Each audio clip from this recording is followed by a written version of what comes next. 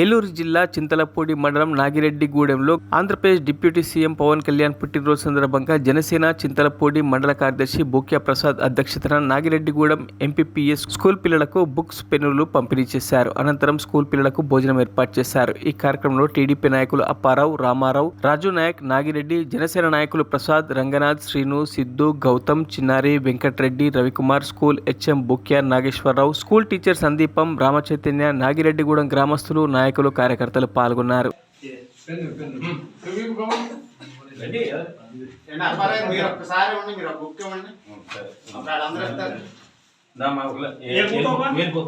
పవన్ కళ్యాణ్ గారి బర్త్డేని సందర్భంగా స్కూల్లో భోజనం పెట్టాలని, బుక్స్ పంచాలని, పెన్నులు పంచాలని ఆకాంక్షతో మమ్మల్ని కోరడం జరిగింది.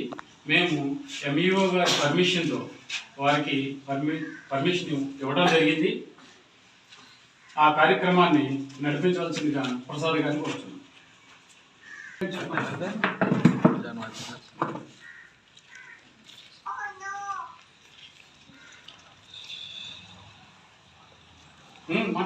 మాట్లాడి అసలు ప్రోగ్రామ్ ఏంటి, ఎందుకు చేస్తున్నాం ఏంటి చెప్పేస్తే. అందరికీ నమస్కారం అండి. జనసేన పార్టీ అధ్యక్షులు డిప్యూటీ సీఎం గారు పవన్ కళ్యాణ్ గారి పుట్టినరోజు సందర్భంగా నాగిరెడ్డిగూడెం స్కూల్లోని ప్రాథమిక పాఠశాల స్కూల్లో పిల్లలకి పుస్తకాలు పంపిణీ, అలాగే భోజనాలు ఏర్పాటు చేయడం జరిగింది. ఇటువంటి పుట్టినరోజులు పవన్ కళ్యాణ్ గారు ఎన్నో జరుపుకోవాలని కోరుకుంటున్నామండి.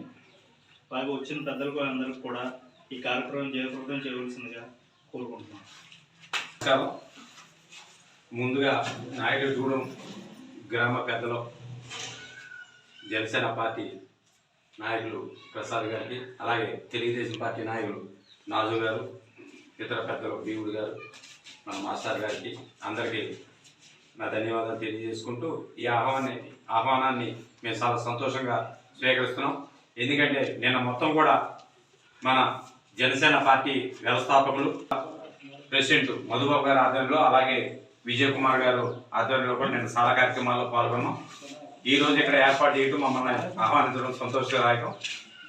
రానున్న కాలంలో పవన్ కళ్యాణ్ గారు వారికి ఉన్న మంత్రిత్వ శాఖల పరంగా కూడా ప్రజలందరికీ కూడా ఎన్నో సౌకర్యాలు కల్పించి, చంద్రబాబు గారి నాయకత్వంలో, అలాగే విద్యాశాఖ మంత్రి లోకేష్ గారి నాయకత్వంలో కూడా ఆయన మున్ముందు మంచి నాయకుడిగా ఎదిగి ఇలాంటి పుట్టినరోజులు నిన్ను నూరేళ్లు జరుపుకోవాలని చెప్పి మేము కోరుకుంటూ ఈ అవకాశం ఇచ్చిన నాగిరెడ్డిగూడెం పెద్దలందరికీ ధన్యవాదాలు తెలియజేస్తున్నాం.